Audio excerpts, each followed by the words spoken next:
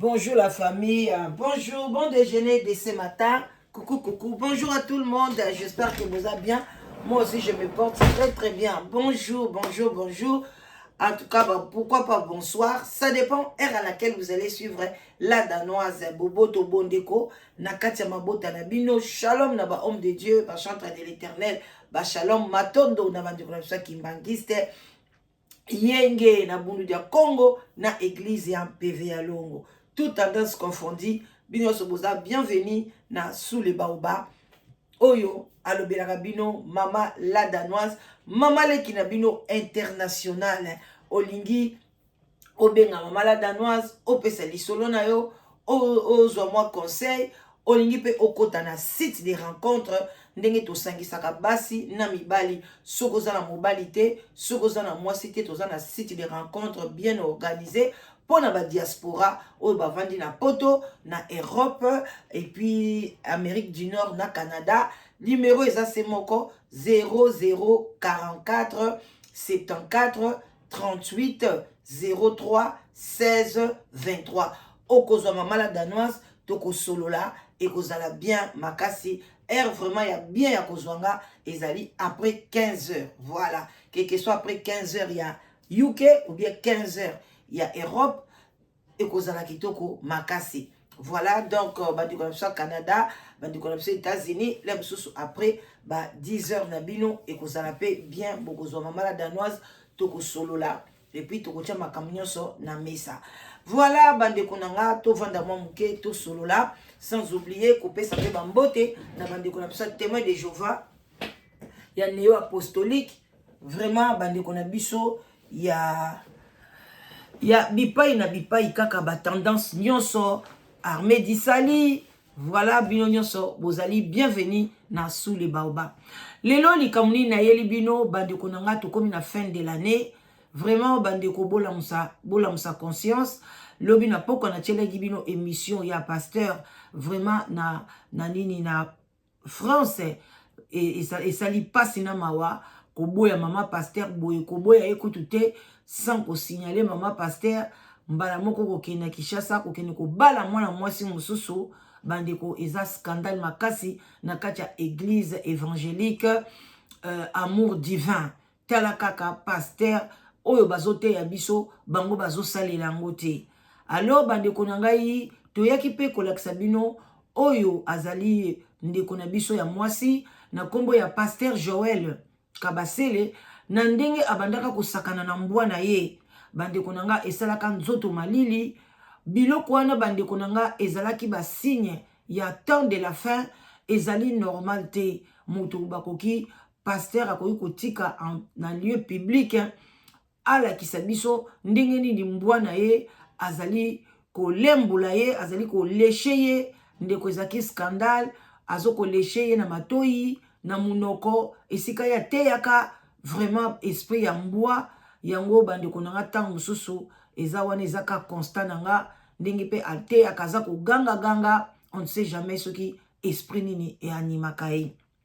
Alors moi récapitulative bola ike vraiment émission bo partager pe tozoye la bino likambo nini azosala mate ya nini ekomi kolakisa vraiment que mama na biso wana azali animé na esprit ya malamu te nzambe asala ye grâce à se repentir ou bien à changer évangile parce que bandeko nanga bazo rendre bandeko na biso pauvreté moko ya kosakana te bandeko bo fungola miso bato baye koya kosilisa biso mbongo baye penza koya kosilisa biso mbongo bandeko nanga bazo ya toujours na ba prophétie moko ya makasi liwa na ndaku na moni mwana kokufa na moni boy mais liwa eza ngai na ye koloba non ngana ko continuer lisusu ko appuyer ba prophétie ya ndenge wana te parce que mutu nyonso na se mabele oyo aokufa na ye kaka même bango moko pe baokufa oyoka pe même pasteur wana bengi yo o nakufeli yaya na ngai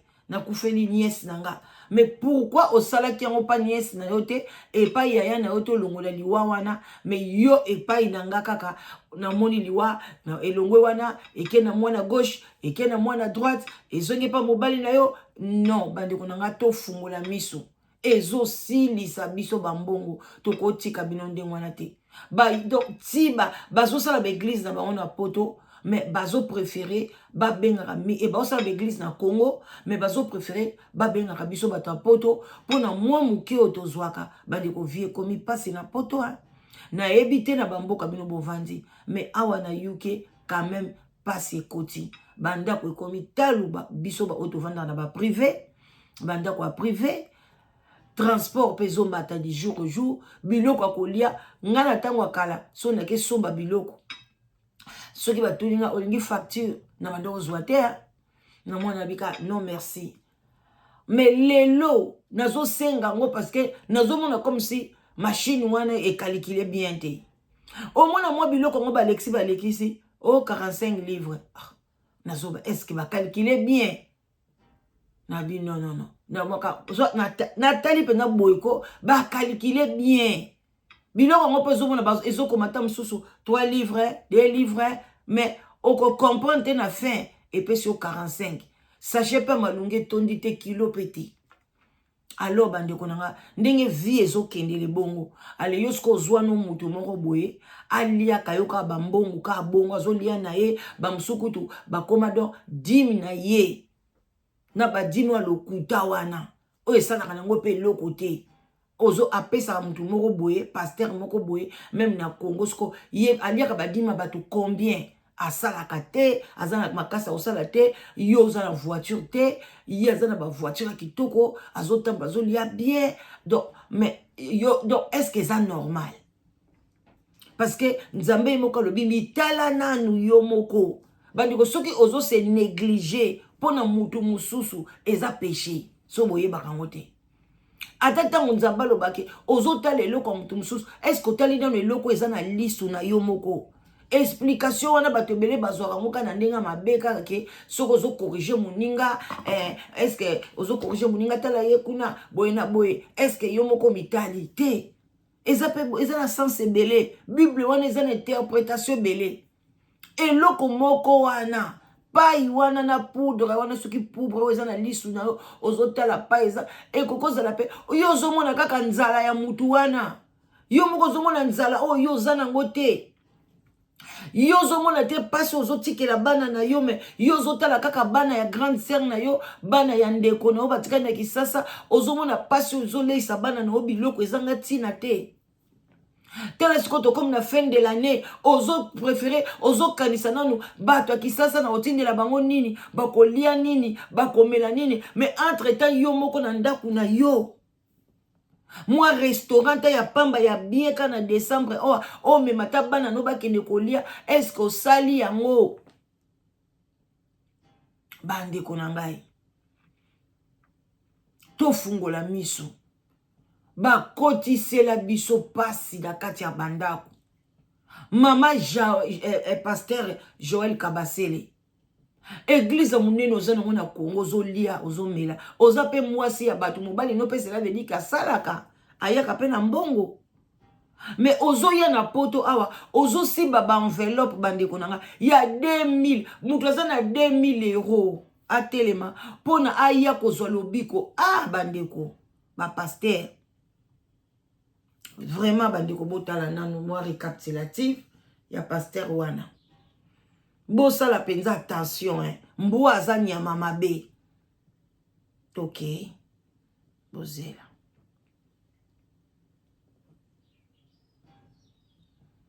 Ils auront moins de temps pendant la hausse on a Facebook. Voilà.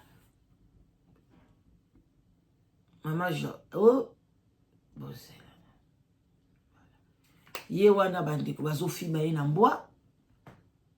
Bomona ka image oyo ndenge pasteur bazo filma na mbwa tala bazo filma tina munoko na ye baza ko filma ye mbwa azali ko filma ye mbwa ya munene makasi bandeko nanga lisolo esala ki scandale like mission partagée mais ba oyo bazui pe leçon bazali mais il y a toujours peuple oyo azakaka aza vraiment compliqué ozotala penza boye mwasi penza boye bozana matisa moke yeyo bazo fiba ye na mbwa penza boye bazo ko fiba ye mbwa aza ko fiba ye mbwa ye wana azo fiba ye mbwa ya munene boye bandeko na ngai kabakata ya mbwa aza kofiba mama bomoni bino moko esalaka kutu somo image oyo kotala kaka santé ya mbwa oyo bandeko nanga aliaka misuni ya ba 10 kilo ba 5 kilo par jour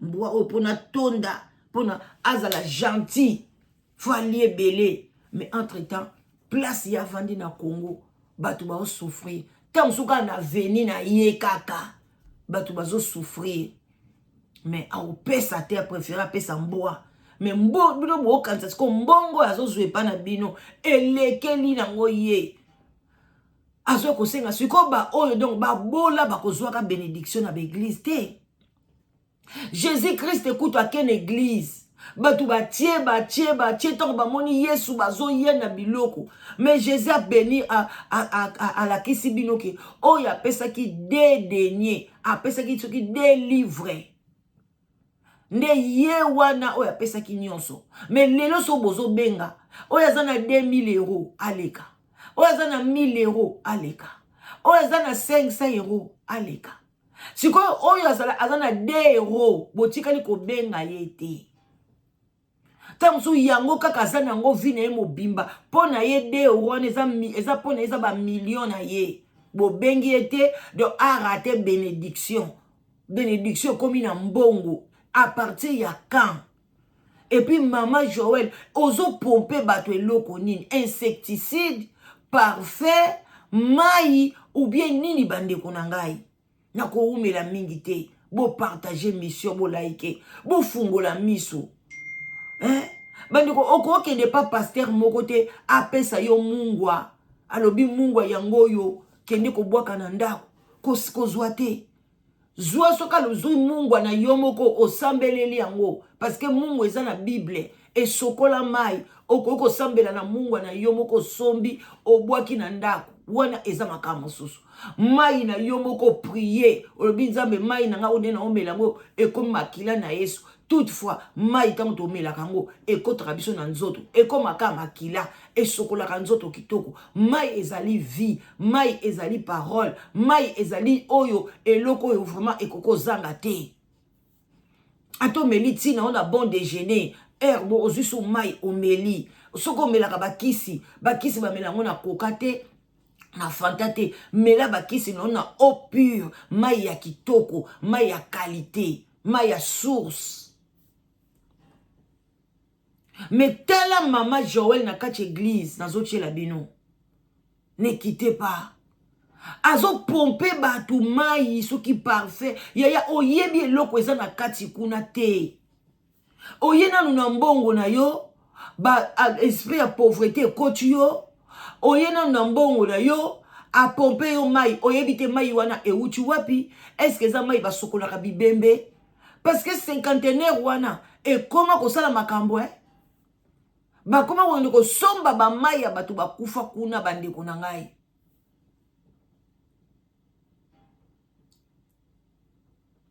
bachela milangi wana ozondi baba pompe yo pampa ne longi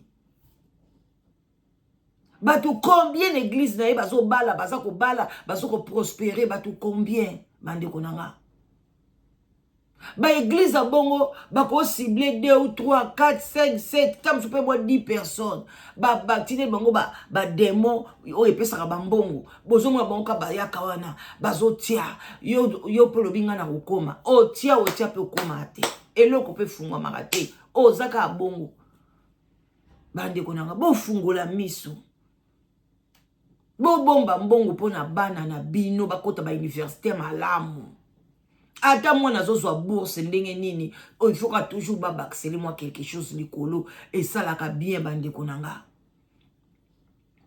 bo bomba bambongo na bino bo bimisa bana bo vandi pe bo moi na kena ye ko tambola ake na Égypte ake ko découvrir ake iboye e ko zala bien totika kokomisa bango ba riche ya buzoba tozozwe lokote en retour ba ozoko famille bana na yo nyoso ozo kotisa bango na pasi bana boni bandeko nanga batangi te na poto na air mamo langi azalaki pe a son âme nzamba za malamu amemaki ata avant Ce kazaki ti lelo abomi combien de générations batangi te.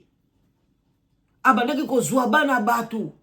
Oh, Emily Momabe, bobi kande bana bazanga na poto, alingi masiko mwana komi ba 14, 15, 16 ans, abandi discothèque, alingi boye, mama, ba mame bele batinda bana nyonso na Congo kuna. Misusu bazo bazemi kaka kuna, misusu bakata classe ti lelo bazonga so ba classe malunga te.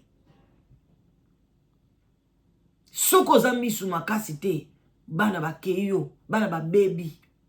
Muke kaka pe batangaka, oui, bazangaka te, mais ebele batangaka te. Ba mame bele ba bebisa bana bango. Et puis molimo moko bandoza na église wana, oko comprendre surtout na France. Bana bakomaka kokima bandaku, bozo bateki nzoka nde, bango moko bayaka na ba esprit ya ba maladie, ya kokimisa bana bandaku, ba esprit ya ba divorce, bayaka ko souffler mon église. Parce que tellement bakoma kokendeka ke église pour na souffrance, pour na azwe loko boye, bayi siko Satan ye baba point faible. Ayi aboua ki célibat, aboua ki maladie, aboua ki bana bazo figue. Donc tango bozo ke d'église me bana bakimi bandako. Bozo ke d'église bana bazo balate. Bozo bana ngope o relaxer mobali boy te. Ngala ningi azala costaud, azala boy. Azotala kutu âge na yete dans 2 ou 3 ans comme na 40 ans. Azotala moti. Po ani bati batia bango ba esprit. Donc maman la kisa mwana non nzela malamu. Sinon te kikoko na yo oko regretter. Mwana ko honorer yo te. Akonore na mbongo ni. Akonore yo na nini? Bandeko. Bolanda prédication na boke binyonso. To komi na suka. Boze. Bolanda prédication. Avant bolanda prédication, botala mboa. Mboa nenga za motema mabe. Bomoni mboa o aboma mutu Mboa o alia mutu. Boze la place ni azolia mutu. Ah kutu basi ba bomi boze. Image mo eza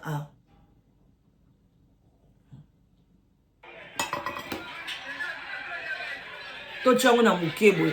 Bomoni mboa azolia mutu Mboa za kolia mutu. Batu bazokoka kokene pembeni ya mboa te. Mboa lie mutu. Histoire we salami kalate. Batu ebele abasali la kiango émission na sali la kiango émission te. Affaire mboa oyo. Alie mutu penza batu baza ko ganga. Musuto mona na njili alie mwana bébé ya kitoko alie ba mboa minene boy. Comment tu peux avoir un assassin? Ozoboko l'assassin nanda kuna yo. Bamboa boy ko benga bango ba assassin. Na poto kutu ba rasa boy ba komo boma bango. Zomon. Mais maman pasteur mtazo salango. Et puis bozo lo bake eza nango mboa zani ya mama lamu bino boza bandoki. Tolanda bozel. Nazwango. Voilà, yango. Bonjour à tout le monde. Je suis choqué. Papa Zela. Papa Zara na Canada, Bolanda. To pese bambo te belé. Cette femme, j'avais beaucoup pour elle. Bozela, pardon. Toujours ça n'est bandé. Et ça l'a bien. Notre frère, comme je crois, Wilfred ou Willy Boito, Peso Bambo Tebele à partir des États-Unis, frère Moko très gentil. Na oche la bino sikoyo, bolanda na boke binyoso, bon to analyser mon moké. Bolanda na tia bembe. Bonjour à tout le monde. Je suis choqué, abasourdi par rapport à ce qu'on m'a envoyé comme vidéo. Je sais que cette femme, j'avais beaucoup de l'estime pour elle. Je voyais ses vidéos, j'ai même partagé ses vidéos. Mais elle commence à atteindre un niveau qui devient bizarre. Cette femme, c'est la maman Joël Kabassé. Je l'aime beaucoup, mais elle commence à déconner. Une fois, il y avait une vidéo qu'elle faisait avec son chien. Elle embrassait le chien. Et hier, j'ai publié une vidéo sur une femme pasteur qui demandait l'argent pour son anniversaire. Et j'avais mis sa photo sur mes miniatures. Et une sœur m'a dit, enlève ça. Elle ne mange pas l'argent des gens. Mais regardez ce que cette femme Joël Kabassé le fait. Elle demande des enveloppes pour la restauration des familles. Mais est-ce que si Dieu veut restaurer une famille, Dieu a besoin d'argent? Non. Si Dieu veut sauver une famille, Dieu a besoin d'argent? Non.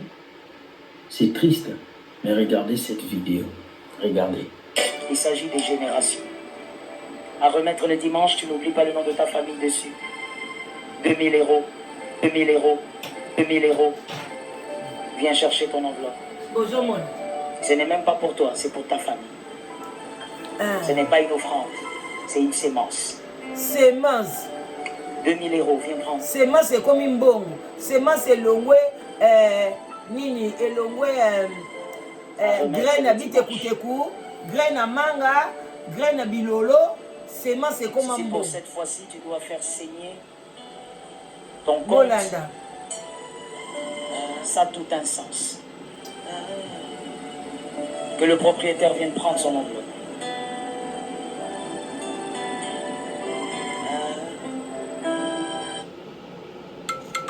On a la CCD. WhatsApp audio.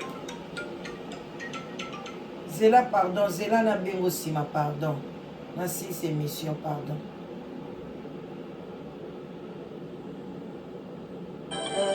Mettez-vous à genoux, s'il vous plaît, vous le permettez?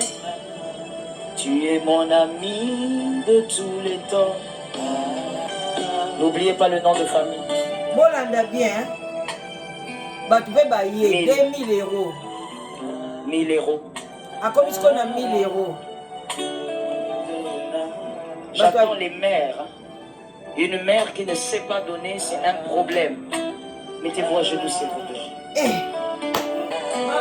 Mon ami de tous les temps. Reste. Il faut aller avec la foi jusque-là.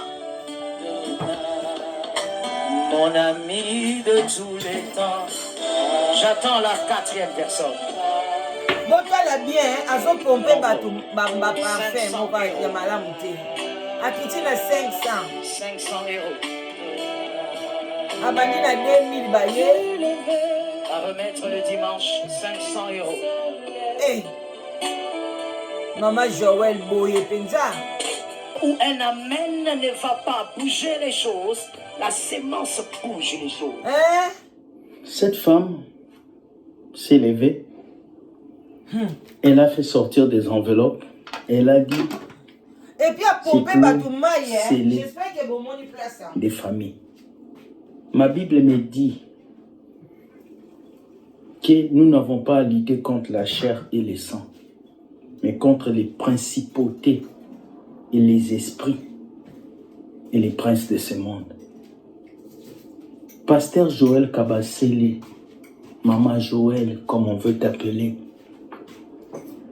tu sais bien que nous luttons contre les esprits. Qu'est-ce que l'argent vient faire pour délivrer des familles? Qu'est-ce que les enveloppes viennent faire pour sceller quoi? Il n'y a aucune bénédiction spirituelle qu'on scelle avec l'argent. Je comprends votre business. Ces personnes qui viennent dans vos églises, ils sont déjà fatigués avec des problèmes. Ils sont déjà fatigués avec des soucis. Ils viennent là pour une restauration. Au lieu de les aider à se restaurer, vous prenez même le peu d'argent qu'ils ont. Au lieu même que tu puisses dire à ces gens de donner les 2000 euros, c'est toi qui dois leur donner les 2000 euros. Ces mamans, ces papas qui viennent dans vos églises, ils sont fatigués. L'argent est difficile en Europe. L'argent devient difficile en Occident. Les gens travaillent dur. Ils ont des factures à payer. Ils ont des assurances à payer. Mais vous prenez encore leur argent. Qu'est-ce qu'on va dire à ces peuples? Combien de fois on va crier? Regardez des papas et des mamans. Ils sont là en train de chercher une solution qui ne viendra jamais. Même le français dans le pays où vous habitez, ils s'en foutent de vos églises boutiques.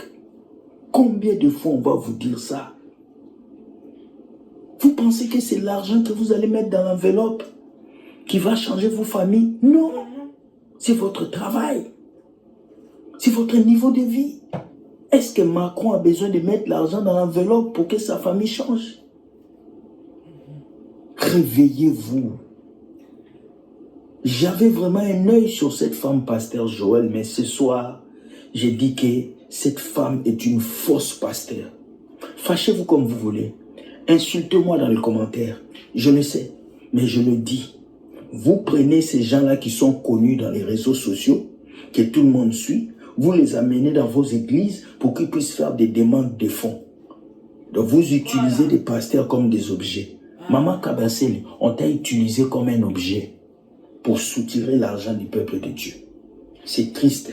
En France, pendant que la vie est difficile, pendant que les gens n'arrivent pas à vivre, vous êtes là à dépouiller le peuple de Dieu. En tout cas, je voulais juste vous montrer ça. Dites-moi ce que vous pensez. C'est triste.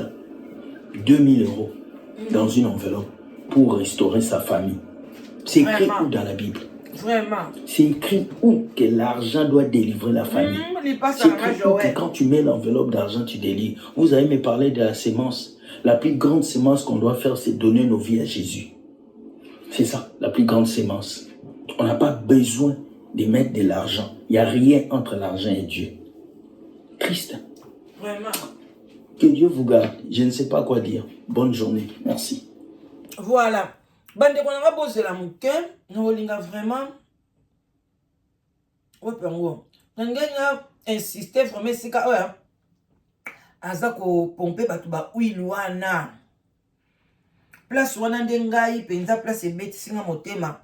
Epe singa na kobanga na ete so bomoni place yango. Bande qu'on a bomoni place yango. Place azo bazo beta. Ene na oso eke wapi yango yo. Hello. L'argent des gens. Chercher ton enveloppe. Ce n'est pas pour toi, c'est pour ta famille. Ce n'est pas une offrande. C'est une sémence. Botala ndeko mobali aza pembeni na les garçons. Bomoni aza na mulangi ya huile. Bomoni mulangi wana simbi ya huile. Bon, huile wane wuti wapi ya kupompaka basi. Si pour cette fois-ci tu dois faire ya oyebi place huile yango wana garçon na simbi. Ça a tout un sens. Botala mulangi wana huile. Vient prendre son enveloppe. Ata kutu huile yango bakomango na Bible na modèle oyo. Mettez-vous à genoux s'il vous plaît, vous le permettez? Mettez-vous à genoux. Huile yango wana a pomper. N'oubliez pas le nom de famille. A pomper huile. Tosuki wana. 1000. Bande konangai na komi na suka. Ndeko mbali na biso topese mbote belé na Canada. Assez apesi bino explication. Assez ayebisi bino. C'est à vous maintenant de prendre ou à laisser. Ndeko nangai. Balobi to litaka. Po na ba esprit. Na physique te. To litaka na bango na esprit. To litaka na chair te. Eza na Bible. Mbongo ezali mbongo ezo aider okocha na église tango supona bafuta salle bafuta courant et tout mais ezala te ke na mutuna yo zo che yango pona osomba soki bénédiction pono sala boy wana kene no na ndako nganga kende na yo na ndako nganga ndeko nanga kende na yo parce que wana pozo kene sala ngoka nganga ko sekano mutu te donc à partir à lelo so yo kene na église ochaka bambon pour nous resomba action de grâce pour nous resomba bénédiction yeba ke so pe comme so kuti pe nganga mo pe be ya bien kende na yo donc eza ndenge moko eloko échanger eza na ngote donc oh sala kawana donc okota manoka na ndako nganga misala ya boye eza normal te pasi ya boye zo leka 2000 €. 2000 wana oyo muninga mso azo zanga. Donc yozo pesa ngo muninga mso azo luka 2000 wana pona asangisa afuta loyer mama. Mais yozo sakana nango. Nzamba kotuna yo. Kaka na église wana so bapengi babiba nani bazangi ndaku bazo luka garantie. Kasi tango supe ba 2000 wana oyo popamboli baningati.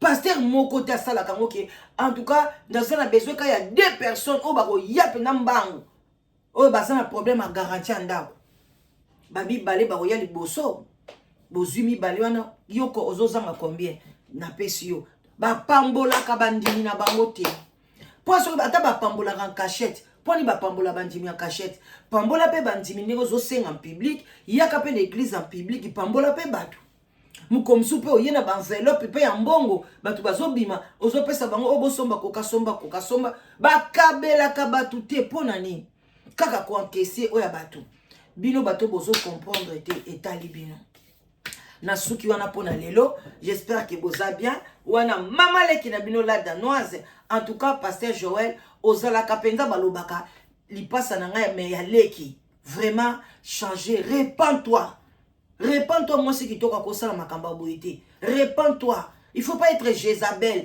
Parce que d'abord, ce n'est pas bien moi ça à la pasteur. Au monde où comme il débordé. Tant de moi ça comme il faut comme ça bana mibali.